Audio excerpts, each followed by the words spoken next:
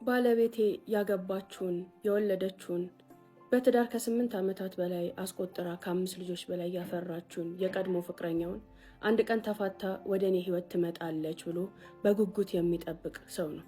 ካገባችበት ቀን ጀምሮ እስከ ዛሬዋ እኔን አግብቶ ከኔ ጋር መኖር ከጀመረም በኋላ ይህ ተስፋና ምኞቱ ከምን አንግል እንደሆነ ለምን እንደዚህ እንደሚያስብ ግራ ቢያጋባኝም አሁን ግን የተገለጠልኝ ነገር ያቺው የቀድሞ ፍቅረኛው የምታጓጓው የምታባብለው ትቶ እንዳይተዋት ረስቶ እንዳይረሳት የምትጎተጉተው መሆኗን ማወቄ ነው። ሀውለት ያንን ሁሉ ነገር ከነገረኝ በኋላ ልጅነት ይሁን ጅልነት አላቅም፣ ለጋብቻው ተስማማሁኝ። አገባሃለው፣ የሆነው ይሁን የመጣው ይምጣ፣ እንጋባ ብዬ ሙጭጭ አልኩበት። እሱም እሺ ብሎ ሰርጉ ሆነ፣ ተጋባል። ከጋብቻችን በኋላ የኔ ነፍስ መጨነቅ፣ ቅናት የማሃየል ደስታና እርካታ ማጣት የጀመርኩት ብዙም ሳይዘገይ ነው። ካገባሁት በኋላ ይበልጥ መናደድ፣ መቅናት፣ ባዶነት ይሰማኝ፣ አለመወደዴ በጣም ያንገበግበኝ ጀመር። በዚህ ልክ የቀድሞ ፍቅረኛው ልብ ውስጥ አለች ብዬ እቀናለሁ፣ በዚህ ልክ ያለመፈለግ ስሜት ይሰማኛል ብዬ አላሰብኩበትም ነበር። ከማይወደኝ ሰው ጋር ነው አብሬ የምኖረው፣ ከማይፈልገኝ ሰው ጋር ነው አብሬ የምኖረው እያልኩኝ ቀን ከሌት ለራሴ ነግረዋለሁኝ። ቤታችን ዝም ያለ ቤት ነው፣ ጸጥ ያለ፣ ልክ እንደ ግዞት አይነት ነገር ነው ኑሯችን።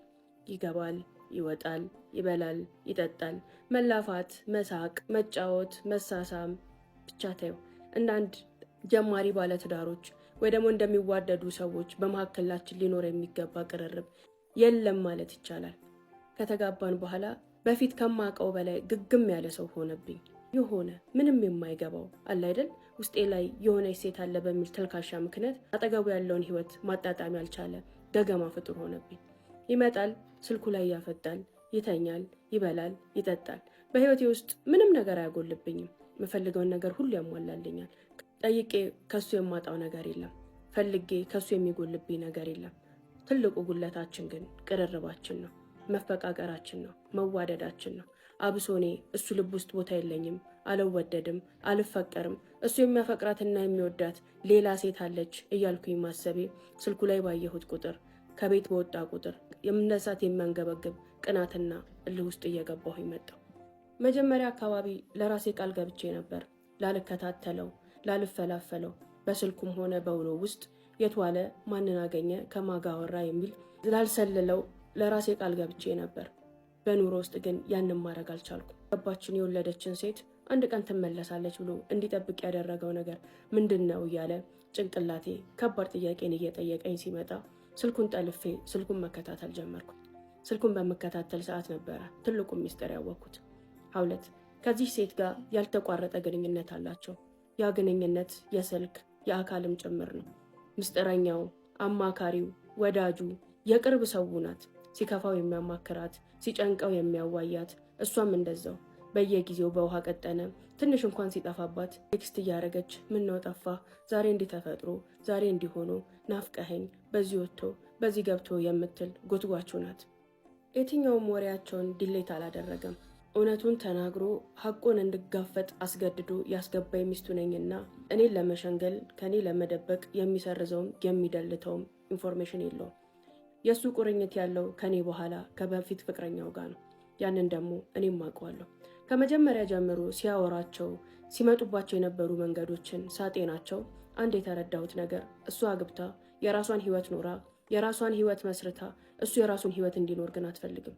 እያፈቀራት እያሰባት ስለ እሷ እየተንገበገበ እንዲኖር የምትፈልግ ሴት መስላ ተሰማችኝ። ምክንያቱም ወሬዎቿ እንደዛ ናቸው።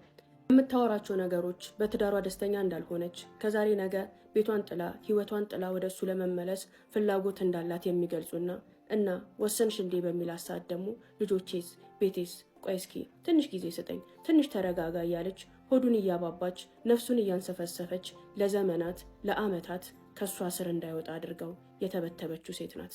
የተረዳሁት ያንን ነው። ሁሌም የምታወራው ከባሏ ጋር ደስተኛ እንዳልሆነች፣ መውጣት እንደምትፈልግ፣ መራቅ እንደምትፈልግ ነው። አብሶ እንደዚህ አይነት ወሬዎችን የምታወራው ባለቤቴ ችላ በሚላትና በሚዘጋት ሰዓት መሆኑን አስተውያለሁኝ። ተስፋውን ለመቀስቀስ የምታደርጋቸው ጥረቶች የብልጣብልጥነትና የክፉ ሰው መንፈስ እንዳለበት ተሰማኝ። አዎ ይቺ ሴት ከባሌ ልብ ውስጥም ህይወት ውስጥም እንዳትወጣ ሆና የተቀረቀረችው እሱ ስለሚያፈቅራት ብቻ ሳይሆን እሷ በምትሰጠው ተስፋና እሷ በምታሳየው ፍንጭ መሆኑን ተረዳሁኝ እንጂማ ተወኝ በቃ የራስን ህይወት ኑር፣ የራስህን ቤት አደራጅ፣ እኔ ባለትዳር ነኝ፣ እኔ ልጆች እናት ነኝ፣ ከዚህ በኋላ እኔን አትፈልግ፣ እኔን አታስብ ብላ ቁርጥ ዝግት ብታረግበት ኖሮ ሊተዋትም ሊቆርጥም እንደሚችል ተሰማኝ። ከእሷ እንዲቆርጥ ያላደረገው እሷ የምትሰጠው ተስፋ ነው ብዬ አሰብኩኝ። 2 ይህ ነገር ለእኔ ቀላል አልነበረም። ይህን ህይወት ስጀምረው ሙሉ ለሙሉ የባሌ ልብ ተቆጣጥሬ ጎበዝ ሚስት ለመሆን ለራሴ ቃል ገብቼ ነው። በኖርንባቸው 1 ዓመታት ውስጥ ግን ያን ነገር ማድረግ አልቻልኩም። ይበልጥ ካገባኝ በኋላ ኢግኖር እያደረገኝ ቸልተኛ እየሆነብኝ አላሳቢ እየሆነብኝ ንቀቱንና መገፋትን እያሳየኝ ነው የመጣው። እኔ ግን ያን ነገር እንኳን እያሳየኝ ፈልጌና ፈቅጄ የገባውበት ህይወት ነው። ከሱ መፈቀርን፣ መወደድን፣ መታቀፍን መብት አይደለም እንደማይወደኝ እንደማያፈቅረኝ ነግሮኛል ብዬ ራሴን አስታግሳታለሁ። ያ ነገር ግን ያስፈልገኝ ነበር። የሆነ ሰዓት በኋላ በጣም ፍቅር ራበኝ። ፍቅር ይረባል ወይ ልትሉኝ ትችላላችሁ። አዎ ፍቅር በጣም ይረባል። አብሶ የምትወዱት ሰው ሌላ ሰው እንደሚወድ እያወቃችሁ እናንተን እየገፋችሁ ለእናንተ ፊት እየነሳችሁ የልቡን ትርታና መንገብገቡን ለሆነ ሰው እንዳረገ ስታቁ እኔስ ያ ነገር አይገባኝም እንዴ? እኔስ መወደድ አያምርብኝም እንዴ? እኔስ ምድር ላይ የሚወደኝ ሰው አልተፈጠረም እንዴ ብላችሁ እንድታስቡ ያደርጋል። የሆነ ሰዓት ላይ እንደዛ ይሰማኝ ጀመር። እኔም መወደድ ያስፈልገኛል፣ እኔም መፈቀር ያስፈልገኛል፣ እኔም የሚያዳምጠኝ፣ የሚያቅፈኝ፣ የሚወደኝ፣ የሚሰማኝ ሰው ያስፈልገኛል። ይህን ፍቅር ከባሌ እንደማላገኝ ሳቅ። ለወትሮ ብቸኛ የነበርኩ ብሆንም የሆነ ሰዓት ላይ ግን ጓደኞች ፈለግኩኝ። የሴት ጓደኞች፣ ትምህርት ቤት ላይ የተውኳቸውን ካገባው በኋላ የራኳቸውን ያላገቡ ወጣት ጓደኞቼ ጋር መገናኘት፣ ሻይ ቡና ማለት፣ መውጣት መግባት፣ በቃ እንደ ባለ ትዳር ሳይሆን እንደ አንዲት ወጣት ሴት መኖርን ተያያዝኩት። እነዛ ጓደኞቼ ያላገቡና ገና ወጣቶች ናቸው። እንደነገርኩሽ እሱን ያገባሁት 10ዎቹ ዕድሜ ላይ ሆኜ ነው። ካገባሁት ከ1 ዓመት በኋላ ነው ከጓደኞቼ ጋር እንደ አዲስ ተገናኝቼ የወጣትነትን ላይፍ ማሳለፍ የጀመርኩት። ስለዚህ ውሎዬም አክሽኔም ሁሉ እንደ አንድ እንዳገባች ሴት ሳይሆን እንዳላገባች ሴት ነበር። ከጓደኞቼ ጋር በመማከር ሰዓት ከሱ ጋር ያለውን ግንኙነታችንን ውስጡ ላይ ያለውን ነገር በመነግራቸው ሰዓት በጣም አላገጡብኝ። ከማይወድሽ ሰው ጋር እንደዚህ ዲስሬስፔክት ከሚያደርግሽ ሰው ጋር እንዴት ነው የምትኖሪው? ምን ሆኖሽ ነው? ምን ነክቶሽ ነው? እያሉ አንገበገቡ። መጨረሻ ላይ ግን አንድ ነገር ተስማማን ከጓደኞቼ ጋር። እቺን ሴት ሄደሽ አግኛት፣ ሄደሽ አውሪያት የሚል ነገር ገፋፉ። አንድ ልጅ ጋር ተዋወቅኩኝ።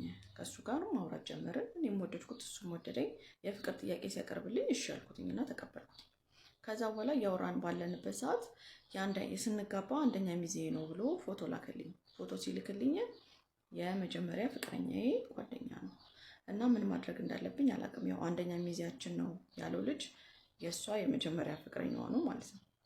እና ምን ማድረግ እንዳለብኝ አላውቅም፣ እንዴት እንደምነግረውም አላውቅም። በጣም ግራ ገብቶኛል፣ ተጨንቄያለሁ። እባካችሁ አማክሩኝ። እሷ አያውቅም፣ እሷም ደግሞ አታውቅም ነበረ። ፎቶን ከላከላት በኋላ ነው ማለት ነው ያወቀችው።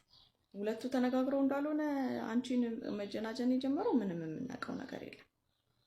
በመጀመሪያ ማለት ነው ከጓደኛው ጋርና ከመጀመሪያ ፍቅረኛሽ ጋር አሁን ያለው ፍቅረኛሽ ተነጋግረው ተመካክረው እንዳልሆነ ምንም ማረጋገጫ የለንም። ነገር ግን አንቺ ካሁኑ እውነቱን ነው መናገር ያለብሽ። ነገሪው ፎቶን ከላከልኝ በኋላ በጣም እያሰብኩበት ነበረ። ደንግጫለሁ። እሱ የመጀመሪያ ፍቅረኛዬ ነው፣ ምን ታስባለህ ብለሽ ነገሪው። ያው ጓደኛ ማቾችን መጥበስ ትንሽ ከባድ ነው፣ ይደብረኛል እኔ ማለት ነው። ነገር ግን ያው ሁለታችሁም የማታውቁት ነገር ስለሆነ የገባችሁበት ምንም ማድረግ አይቻልም። እሱም የማያውቅ ከሆነ ማለት ነው። እያወቀ ግን ወይ ለሆነ ነገር አስበው ምናምን የሆነ ነገር እየተጫወቱብሽ እንዳልሆነ መጀመሪያ በደንብ አጣሪ።